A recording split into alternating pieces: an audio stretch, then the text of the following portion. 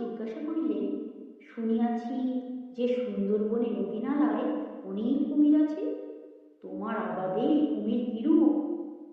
দম্ভধর বলিলেন, কুমির? আমার আবাদের কাছে যে নদী আছে, কুমিরে তাহা পরিপূর্ণ।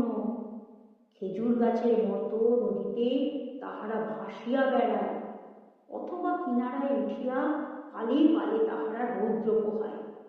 গরুটা, মানুষটা, ভেড়াটা, ছাগলটা বাগে পাইলেই লইয়া যায়।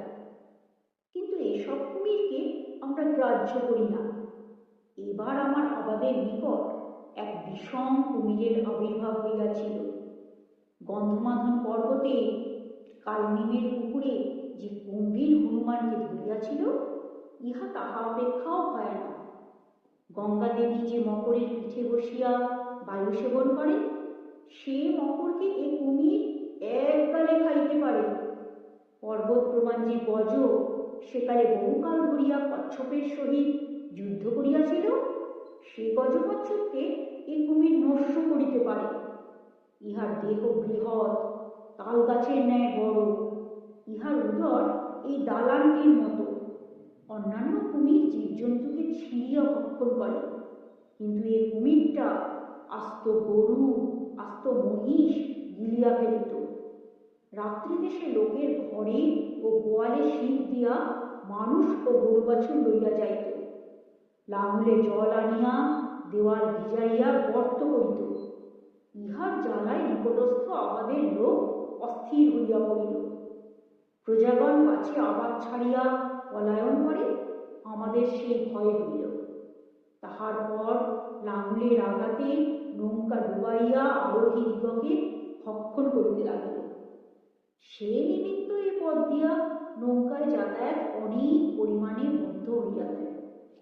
এই ভয়ানক কুম্ভীরের হাত হইতে কিরূপে নিষ্কৃতি পাই, এইরূপ ভাবিতেছি, এমন সময় আমার আবাদের নিকট একখানি নৌকা ডুবাইয়া তাহার আরোহীদিগকে একে একে আমাদের সমক্ষে সে গিলিয়া ফেলিল।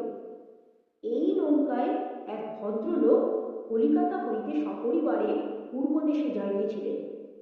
নদীর তীরে দাঁড়াইয়া আমরা দেখিলাম যে তাহার গৃহিণীর সর্বাঙ্গ বহুমূল্য অলঙ্কারে ভূষিত ছিল। তোমরা জানো যে কুমিরের পেটে মাংস হজম হয়, গহনা পরিপাক পায় না।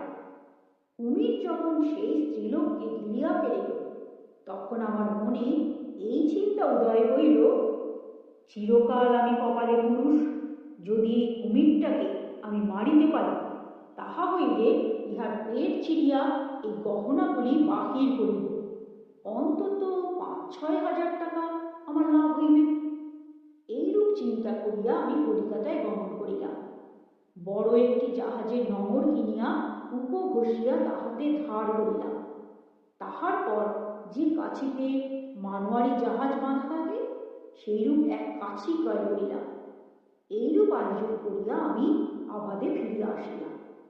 আবাদে আসিয়া শুনিলাম যে কুমির আর একটা মানুষ খাইয়াছে। 4 দিন পূর্বে এক সাঁওতালনি এক ঝুড়ি বেগুন মাথায় লইয়া হাটে বেচিতে যাইতেছিল। সে যেই নদীর ধারে গিয়াছে, আর কুমির তাহাকে ধরিয়া বেগুনের ঝুড়ির সহিত আস্ত গিলিয়া ফেলিয়াছে। তাহাতে সাঁওতাল প্রজাগণ খিপিয়া উঠিয়াছে, বলিতেছে যে আবাদ ছাড়িয়া তাহারা দেশে চলিয়া যাইবে। আবাদে আসিয়া নহরটিকে আমি বর্ষি করিলাম, তাহাতে জাহাজের কাছি বাঁধিয়া দিলাম। মাছ ধরিবার জন্য লোকে যে হাতসুতা ব্যবহার করে, বৃহৎ পরিমাণে এও সেইরূপ হাতসুতার ন্যায় হইল। নগরের তীক্ষ্ণ অগ্রভাগে এক মহিষের বাছুর গাঁথিয়া নদীর জলের নিকট বাঁধিয়া দিলাম। কাছির অন্যদিক এক গাছে পাক দিয়া রাখিলাম। তাহার পর 50 জন সবল লোককে নিকটে লুক্কাইতে রাখিলাম। বেলা 3টার সময় আমাদের এই সমুদয় আয়োজন সমাপ্ত হইল। বড়শিতে মহিষের বাছুর বিধিয়া দিয়াছিলাম সত্য, কিন্তু তাহার প্রাণ আমরা একেবারে বধ করি নাই। নদীর ধারে দাঁড়াইয়া সে গাঁ গাঁ শব্দে ডাকিতে লাগিল। তাহার ডাক শুনিয়া সন্ধ্যার ঠিক পূর্বে সেই প্রকাণ্ড কুমির আসিয়া উপস্থিত হইল। তাহার লেজের ঝাপটে পর্বত প্রমাণ এক ঢেউ উঠিল। সেই ঢেউয়ে বাছুরটি ডুবিয়া গেল। তখন আমরা আর কিছুই দেখিতে পাইলাম না। পরক্ষণে কাছিতে টান পড়িল। তখন আমরা বুঝিলাম যে নঙ্গরবিদ্ধ বাছুরকে কুমির গিলিয়াছে। বর্ষির ন্যায় নঙ্গর কুমিরের মুখে বিঁধিয়া গিয়াছে। তাড়াতাড়ি সেই 50 জন লোক আসিয়া দড়ি ধরিয়া টানিতে লাগিল। ভাগ্যে গাছে পাক দিয়া রাখিয়াছিলাম, তা না হইলে কুমিরের বলে এই 50 জন লোককে নদীতে গিয়া পড়িতে হইত। আমরা সেই রাক্ষস কুমিরকে বর্ষিতে গাঁথিয়াছি এই কথা শুনিয়া চারিদিকের আবাদ হইতে অনেক লোক দৌড়িয়া আসিল। প্রায় 500 লোক সেই রশি ধরিয়া টানিতে লাগিল। দারুণ আসুরিক বলে কুমির সেই 500 লোকের সহিত ঘোর সংগ্রাম করিতে লাগিল। কখনো আমাদের ভয় হইল যে তাহার বিপুল বলে নঙর বা ভাঙিয়া যায়, কখনো ভয় হইল যে সে জাহাজের দড়া বা ছিঁড়িয়া যায়, কখনো ভয় হইল গাছ উৎপাটিত হইয়া নদীতে গিয়া বা পড়ে। নিশ্চয় একটা না একটা বিভ্রাট ঘটিত যদি না সাঁওতালগণ কুমিরের মস্তকে ক্রমাগত তীর বর্ষণ করিত, যদি না নিকটস্থ 2টি আবাদের লোক বন্দুক আনিয়া কুমিরের মাথায় গুলি মারিত। তীর ও গুলি খাইয়া কুমির মাঝে মাঝে জলমগ্ন হইতে লাগিল, কিন্তু নিঃশ্বাস লইবার জন্য পুনরায় তাহাকে ভাসিয়া উঠিতে হইল। সেই সময় লোক তীর ও গুলিবর্ষণ করিতে লাগিল। কুমিরের রক্তে নদীর জল বহুদূর পর্যন্ত লোহিত বর্ণে রঞ্জিত হইয়া গেল। সমস্ত রাত্রি কুমিরের সহিত আমাদের এইরূপ যুদ্ধ চলিল। প্রাতঃকালে কুমির হীনবল হইয়া পড়িল। বেলা 9টার সময় তাহার মৃতদেহ জলে ডুবিয়া গেল। তখন অতি কষ্টে তাহাকে আমরা টানিয়া উপরে তুলিলাম। বড় বড় ছোড়া বড় বড় কাস্তে আনিয়া তার পেট চিরিতে চেষ্টা করিলাম, কিন্তু সে রাক্ষস কুমিরের পেট অতি কঠিন ছিল।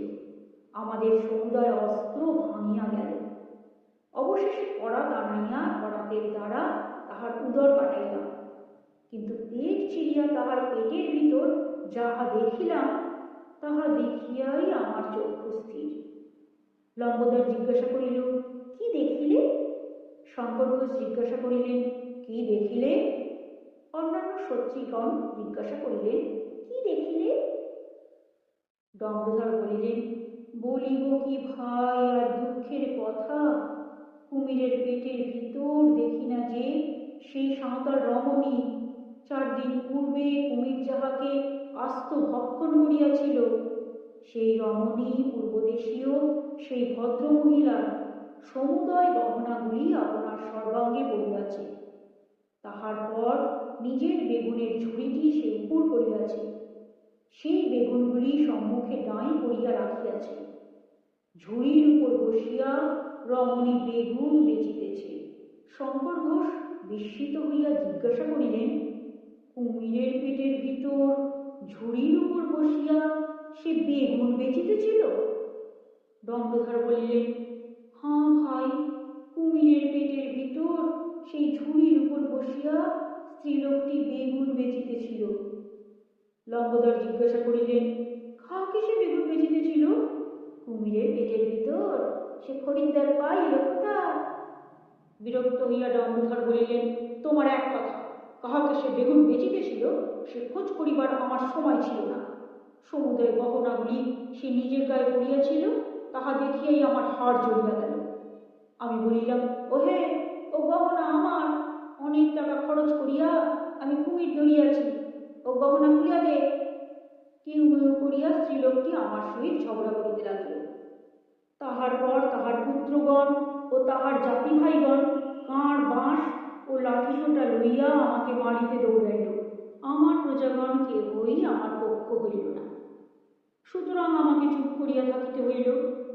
সাঁওতালগণ সে স্ত্রীলোকটিকে ঘরে লইয়া গেল। পূর্বদেশীয় সে ভদ্রমহিলার একখানি গহনাও আমি পাইলাম না। মনে মনে ভাবিলাম যে কপালে পুরুষের ভাগ্য সকল সময় প্রসন্ন হয় না। লম্বোদর বলিলেন, এত আজগুবি গল্প তুমি কোথায় পাও বলো দেখি? ডম্বধর বলিলেন, করিয়া এক মনে এক ধ্যানে গল্পটি শুনিতেছিলে, যেই হইয়া গেল তাই এখন বলিতেছ যে আজগুবি গল্প, কলির ধর্ম বটে। শঙ্কর ঘোষ জিজ্ঞাসা করিলেন, এ কুমিরের গল্প যে সত্য তাহার কোনো প্রমাণ আছে? দম্ভধর উত্তর করিলেন, প্রমাণ? নিশ্চয়ই প্রমাণ আছে। কোমরের ব্যথার জন্য এই দেখো সেই কুমিরের দাঁত আমি পড়িয়া আছি। লম্বদার জিজ্ঞাসা করিলেন, সে কুমির যদি তালগাছ অপেক্ষা বৃহৎ ছিল তবে তাহার দাঁত এত ছোট কেন? ঠিক অন্য কুমিরের দাঁতের মতো কেন? দম্ভধর উত্তর করিলেন, অনেক মানুষ খাইয়া সে কুমিরের দাঁত ক্ষয় হইয়া গিয়াছিল।